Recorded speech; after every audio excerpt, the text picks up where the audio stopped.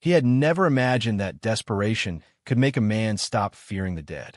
For most of his life, Kelechi had believed in hard work. He believed that patience would eventually pay, that honesty would protect him, and that suffering was temporary. But by the time he turned 35, belief no longer fed him. His rented room in the outskirts of the city was barely large enough to stretch his legs. The ceiling leaked whenever it rained, and the landlord's threats arrived more frequently than food. Every job he touched collapsed without explanation. Businesses failed. Partnerships ended in betrayal. Interviews ended with promises that were never kept. Poverty followed him like a shadow that refused to detach. People around him whispered that his destiny was blocked. Some said it was family curses. Others said he was simply unlucky. Kelechi tried prayer houses, fasting, night vigils, and motivational sermons. Nothing changed. The hunger stayed. The shame grew. The breaking point came the night he was chased out of a restaurant for being unable to pay for a plate of food he had already eaten. As he stood outside, stomach burning, dignity stripped bare, something inside him hardened. That night, he decided that if the world refused to reward goodness, then he would stop playing fair. It was an old acquaintance who introduced the idea, speaking in half words and warnings. The man did not look proud of the knowledge he carried. He spoke softly, glancing around as if the walls might repeat him. There was a ritual, he said, an ancient one. Not everyone survived it. Those who did never remained the same. All Kelechi heard was the promise, wealth that arrived suddenly, without struggle, without explanation. The requirement sounded simple when spoken aloud. Sleep in a cemetery for 20 consecutive nights. No missing days. No leaving before dawn. No protection charms.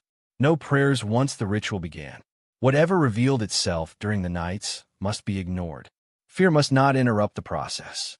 The price, the man warned, would come later. Kelechi laughed at the warning. Poverty had already taken everything that mattered to him. What more could possibly be collected? The first night in the cemetery felt like madness. The air was heavy with decay and silence. The ground was cold, unforgiving. Every sound carried too far. The rustle of leaves, the crack of distant branches, the echo of footsteps that were not his. His heart raced until dawn, but nothing touched him. No voices spoke. No shadows moved closer. By the third night, fear began to dull. By the fifth, his body adapted to discomfort. By the seventh, something strange happened. He slept deeply, dreamlessly, as if the cemetery had begun to accept him. On the 10th night, he noticed it. His dreams changed. Faces he did not recognize appeared, watching him without expression. They never spoke, but they seemed to be counting. Each night, the number grew smaller. By the 15th night, Kelechi was no longer afraid. He felt chosen. The final night arrived quietly. No thunder, no wind, just a stillness so thick it pressed against his ears. He lay on the ground, staring at the dark sky, waiting for something, anything, to happen. Nothing did. When dawn broke on the 20th day, the ritual ended without ceremony. No spirits appeared. No voices spoke. No signs confirmed success or failure. Kelechi left the cemetery confused, disappointed, and exhausted, convinced that he had wasted 20 nights sleeping among the dead for nothing. The money came 3 days later. It arrived first as an anonymous alert on his phone, then another, then another. By the end of the week, millions sat in accounts he did not remember opening. Business offers flooded his email. Old acquaintances returned with smiles too wide to be sincere. Opportunities lined themselves at his feet as if waiting for permission. Within months, Kelechi moved into a mansion. Cars followed. Respect followed. The same people who once avoided him now spoke his name with reverence. He did not ask questions. He did not trace the source of the wealth. He convinced himself that life was finally compensating him for years of suffering. But the cemetery had not forgotten him. The first loss came quietly. His sense of taste vanished. Food no longer brought pleasure. It felt insignificant but unsettling. Then sleep began to evade him. When he did sleep, he woke feeling watched. Mirrors started behaving strangely. Sometimes his reflection lagged, moving a fraction too late. He ignored the signs. Wealth had taught him how to silence discomfort. Then the dreams returned, stronger this time. Faces again. Familiar now. They stood closer. Their mouths open, but no sound came out. Each night, one face stepped forward and disappeared. Kelechi began to feel thinner, though his body looked unchanged. Laughter felt foreign. Joy felt rehearsed. Something essential was being removed, piece by piece, and he could not explain what it was. When he finally returned to the cemetery to seek answers, the graves were untouched, silent. But deep inside him, a certainty settled like a verdict. The ritual had worked, and the price had only just begun to be collected. The wealth kept growing, but Kelechi was shrinking in ways no mirror could reveal. At first, it was emotions that disappeared quietly, slipping away like mist at sunrise. He noticed it during moments that should have moved him. A friend announced the birth of a child, and Kelechi smiled because it was expected, not because he felt anything. At a funeral, tears surrounded him, but his eyes remained dry, his chest hollow. Even anger became distant, like a memory of a feeling rather than the thing itself. He told himself this was the cost of success. Powerful men, he believed, were not meant to feel deeply. Detachment was strength. Numbness was discipline. But the losses did not stop there. Names began to slip from his memory. People he had known for years suddenly became strangers in his mind. He would stare at faces, searching for recognition that never arrived. Conversations grew dangerous. One wrong hesitation exposed him. He started avoiding old friends, then family, then anyone who asked questions about the past. The dreams grew more aggressive. The faces no longer watched in silence. They mouthed words he could not hear. Frustration etched into their expressions. Sometimes they reached for him. He always woke before they touched him, drenched in sweat, heart pounding with a fear he could no longer fully feel. One night, he woke to find dirt under his fingernails. He had no memory of leaving his bed. That was when panic finally broke through the numbness. He hired security, installed cameras, locked his doors, but the footage revealed nothing. No sleepwalking, no intruders. Just hours of him lying still while something unseen seemed to pass through him. Soon after, his voice began to change. Not in sound, but in ownership. Sometimes when he spoke, the words felt unfamiliar, as though they belonged to someone else. His reflection no longer lagged. It stared back with a calm that unsettled him, blinking less often than it should. Kelechi tried to pray. The words tasted empty. Scripture slipped from his memory mid-sentence. Churches that once welcomed him now felt hostile. He sensed rejection, though no one spoke it aloud. Even holy places seemed to recognize that something about him no longer belonged. Desperate, he sought out the man who had first told him about the ritual. It took weeks to track him down. When he finally found him, the man looked older, thinner, as if fear had been feeding on him for years. The man did not let Kelechi finish his question. "You completed it," he said, eyes fixed on the floor. "Then you should already know. They don't give money. They exchange." "Exchange what?" Kelechi asked, though he already sensed the answer. "Pieces," the man replied. "Not all at once. Slowly, so you don't notice until it's too late." The cemetery, he explained, was not a place of death. It was a marketplace. The dead did not want money. They wanted what the living took for granted: memory, emotion, identity, connection. 20 nights bought Kelechi access, but not ownership. The wealth was bait. The payment was ongoing. "And when they finish?" Kelechi asked. The man finally looked up. "Then what's left stays with them." Kelechi left in silence, his expensive car carrying a man who suddenly understood that wealth had not elevated him. It had anchored him to something ancient and patient. From that day, the losses accelerated. He stopped recognizing himself. His name felt foreign when spoken aloud. Old photographs looked like staged images of a stranger's life. His childhood memories became fragmented, then vanished entirely. He could describe events, but no longer felt that they belonged to him. People around him sensed it too. Business partners grew uneasy. Lovers left without clear reasons. Employees whispered. Animals avoided him. Children cried when he approached. One evening, while signing documents worth more money than he had ever imagined, his hand froze. He could not remember how to write his signature. The letters no longer made sense. Panic surged, sharp and brief, before dissolving into nothing. That night, the dreams changed again. This time, there were no faces. There was only a pit, deep, wide, endless. And at the bottom of it, something waited, not with hunger, but with certainty. A voice spoke, not aloud, but inside what remained of him. 20 nights was only the invitation. The Real stay had just begun. Kelechi woke up screaming for the first time in months. The sound shocked him. It proved that something human still remained. Grabbing onto that realization, he made a decision born not of logic, but instinct. He would return to the cemetery, not to sleep, to beg. When he arrived, the place felt different. The air was no longer neutral. It pressed against him, familiar, almost welcoming. He walked between graves that now seemed arranged with intention. Names on the stones blurred, rearranging themselves when he tried to read them.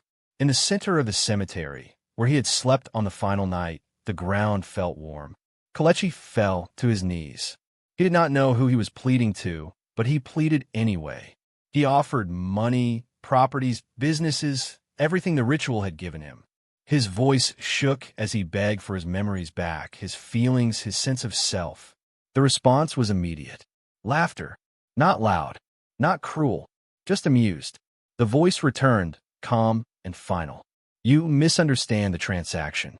You were never paying for money. You were paying for escape. Kelechi realized then what hurt the most. The price was not death. Death would have been mercy. What he was losing was the ability to belong, to himself, to others, to the living world. He was becoming something that existed between, neither fully alive nor properly dead. And there would be no refund. As he staggered out of the cemetery, the truth settled fully. The wealth would never leave him, but everything that made him human already had. Kelechi stopped trying to live like a normal man. Normal life required effort, emotion, memory, connection, and those were the very things being taken from him. Instead, he began to observe himself the way one watches a slow disaster from a distance. He documented what disappeared each day, writing notes and recording voice memos so that when something vanished, there would be proof that it had once existed. The list grew quickly. Day 1, he forgot his mother's face.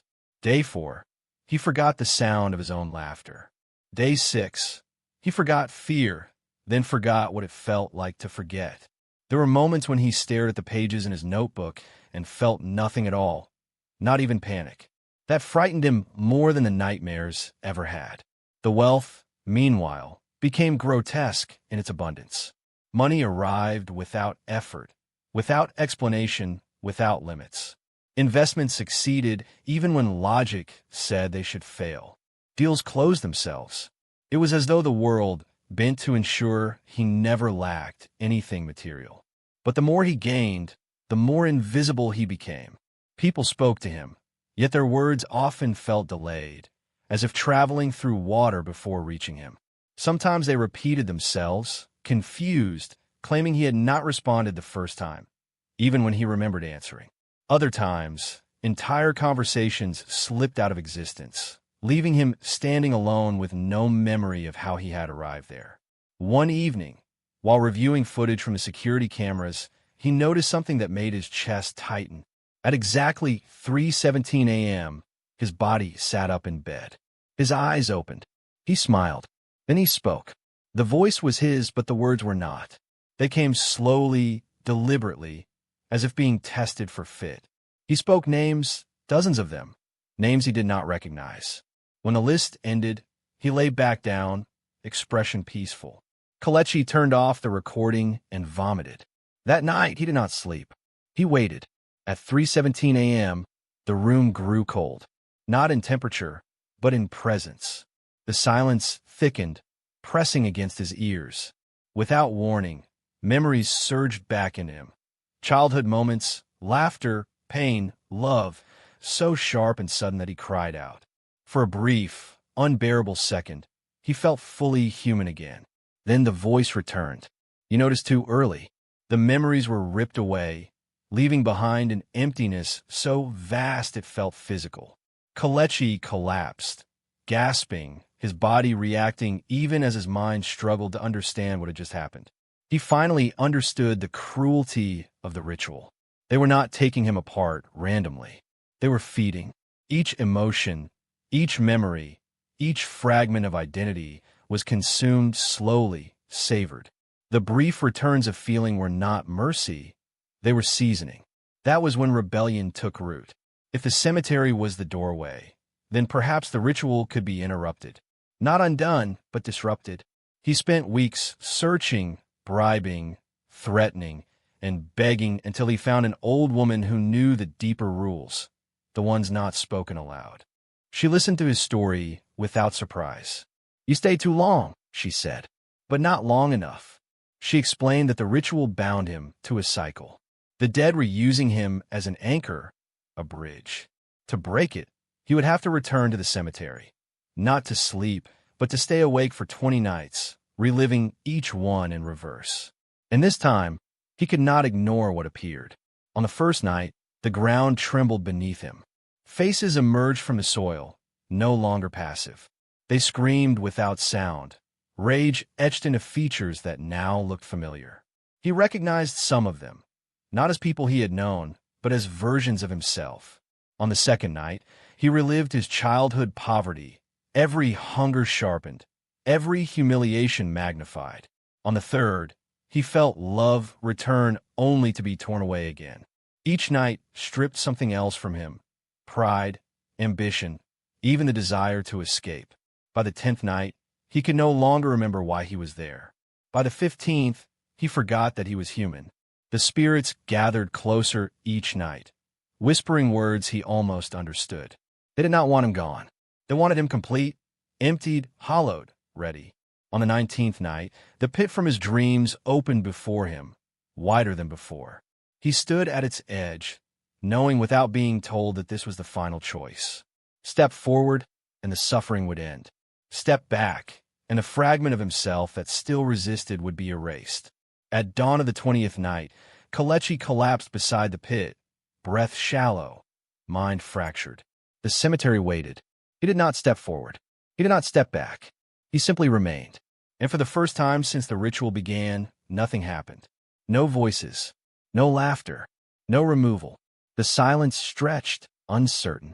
The dead had not planned for refusal. When Kelechi finally left the cemetery, something had changed. The wealth remained. The losses did not reverse. But the feeding slowed. He had not won, but he had delayed the inevitable. And in that delay, he realized the final cruelty of the ritual. It was never about death. It was about endurance. Time lost meaning after that. Days passed, but Kelechi could no longer measure them by feeling. He measured them by absence, by what no longer reacted inside him, by what failed to return. The delay he had created came at a cost of its own. The dead did not rush him anymore, but they also did not leave. Their presence became constant, like a low hum beneath reality. Sometimes he caught himself pausing mid-step, mid-sentence, mid-thought, as if waiting for instructions that never came. Other times, he moved with unsettling precision, finishing tasks he did not remember deciding to start. People stopped asking him personal questions. They spoke to him only about business, money, transactions. He became excellent at it. Emotionless efficiency made him unstoppable. His reputation grew colder, sharper, powerful, untouchable. Inside, there was almost nothing left to touch. He tried to reconnect with fragments of his past, hoping familiarity might anchor him. He visited the neighborhood where he grew up. The streets felt staged, like a set built to resemble somewhere meaningful. He stood in front of the house he once lived in and waited for something: nostalgia, pain, warmth. Nothing came. A woman walked past and greeted him by name. He nodded politely, unable to recognize her, unable to care that he could not recognize her. The realization landed gently, without panic. That frightened him more than terror ever could.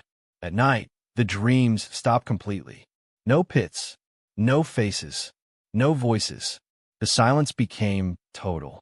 And in that silence, a truth surfaced, clear and irreversible. The ritual was no longer feeding on him. It had finished. What remained was not a man being consumed, but a vessel already emptied. Kalechi understood then what the old man had meant when he said the cemetery was not a place of death, but a marketplace. The transaction had been completed long ago. What he was now was simply the outcome, a body animated by habit, intellect, and wealth, but disconnected from meaning. He was alive, but he was not living. The final confirmation came one afternoon without warning. He stood in his office, surrounded by glass, overlooking a city that bowed to his influence. A junior staff member rushed in, breathless, shaking, and delivered news that should have shattered him. His mother was dead. The words landed. He heard them. He understood them, and felt nothing. No tightening in the chest. No grief. No denial. Not even relief. Just silence. The staff member watched his face carefully, waiting for a reaction that never came. Kalechi dismissed him calmly, returned to his desk, and continued working. That was when the last piece fell into place. Death was not the price. This was to exist fully aware of what had been lost, yet incapable of mourning it. That night, he returned to the cemetery one final time, not in hope, not in fear, but in acceptance. He stood where the pit had once opened and spoke aloud, his voice steady. "You've taken everything." The ground did not respond. "I understand now," he continued. "This is the reward." Still nothing. He laughed softly, the sound hollow and unfamiliar. The dead had not cursed him. They had granted him exactly what he asked for, a life untouched by suffering, because suffering required feeling. Kalechi walked away from the cemetery and never returned. Years passed. His wealth became legend. His influence shaped industries. His name opened doors across continents. Yet those closest to him described him with the same words, distant, unreadable, empty behind the eyes. He never married, never formed attachments, never indulged in excess. Pleasure meant nothing. Pain meant nothing. He moved through life as a perfect observer, untouched by joy or sorrow. And that was the true horror, because long after the cemetery forgot him, long after the ritual faded into myth, Kalechi remained, unable to die, unable to live, unable to escape the consequence of a single desperate choice. The strangest part was not what Kalechi had lost. It was what had replaced it. As the years passed, people around him began to change in subtle ways whenever they stayed too long in his presence. Assistants grew quieter. Business partners became uneasy, often leaving meetings unsettled without knowing why. Romantic interests described feeling drained after spending time with him, as though something invisible had leaned too close. Kalechi noticed it, but did not react. Reaction required concern, yet something within him observed carefully. He began to realize that although the dead no longer fed on him directly, they still used him. The emptiness inside him created space that others unconsciously filled when they came near. Their laughter dimmed, their enthusiasm faded, their emotions softened, then dulled. They left lighter than they arrived, and he remained unchanged. This realization brought a quiet understanding. The ritual had not ended with him. It had expanded through him. Without meaning to, Kalechi had become what the cemetery needed him to be, a living extension of its hunger, a presence that thinned the boundary between fullness and absence. He tested it once, deliberately. A young entrepreneur came seeking advice, full of ambition, anxiety, and hope. Kalechi listened, asked the right questions, and watched closely. As the conversation stretched on, the young man's voice slowed. His eyes lost their brightness. By the end, he looked confused, exhausted, unsure why he had come. After the man left, Kalechi felt something shift. Not emotion, capacity. For the first time in years, a fragment of sensation brushed against him. Not warmth, not joy, but clarity. As though the emptiness inside him had briefly been filled, then sealed again. That night, he slept without interruption. No dreams, no silence pressing back. Just rest. The truth settled heavily. The cemetery no longer needed to come for him. He was bringing others to it, piece by piece. This was the final payment. Not a single loss, but a role. Kelechi stopped meeting people face-to-face after that. He withdrew further, conducting business through screens and intermediaries. He built systems that required no proximity, no intimacy. The less contact he had, the less he felt that strange internal shift. But the damage was already done. Stories began to circulate quietly. People spoke of leaving meetings with him feeling empty, of success that came too easily afterward, followed by inexplicable hollowness, of money earned that brought no satisfaction. No one traced it back to him directly, except one person, a journalist. She had been researching unexplained psychological collapses among newly wealthy individuals. Patterns emerged, same investments, same circles, same silent benefactor behind them. Kelechi's name appeared repeatedly, always just out of focus. When she finally requested an interview, he agreed. Not out of fear, out of curiosity. She sat across from him, notebook open, eyes sharp. Unlike others, she did not soften immediately. She observed him the way one observes a sealed room. "You don't react," she said after a while. "To what?" he asked. "To anything," she replied. "Most people try to impress me, or intimidate me. You're just present." He said nothing. She hesitated, then continued. "People who come near you change. They gain everything they want, and lose something they can't name." Kelechi met her gaze steadily. "What do you think they lose?" he asked. She paused. Her hand tightened around her pen. "Meaning," she said quietly. "They stop wanting once they get what they chased." For a moment, just one, something stirred inside him. Recognition. The interview ended shortly after. As she stood to leave, she looked at him with a mixture of fascination and unease. "You're not cursed," she said. "You're empty." And emptiness spreads. After she left, Kelechi remained seated long after the room had cooled.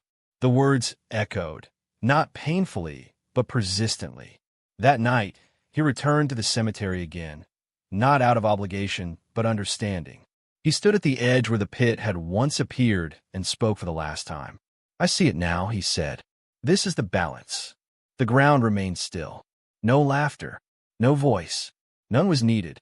Kelechi walked away knowing something final. The ritual had not destroyed him. It had preserved him in the worst way possible. As proof, as warning, as consequence. He would outlive regret, outlive longing, outlive grief. And that would be his eternity. If you've reached this moment, then this story has already done its work. Like the ritual, it asks a simple question with a heavy answer. What would you trade to escape suffering? And would you recognize the price when it's no longer visible? If this story held you to the end, like the video, so more people can find it, share your thoughts in the comments. Would you make the same choice if desperation pushed you far enough? And subscribe for more dark, unforgettable stories, because some lessons are best learned through stories, not experience.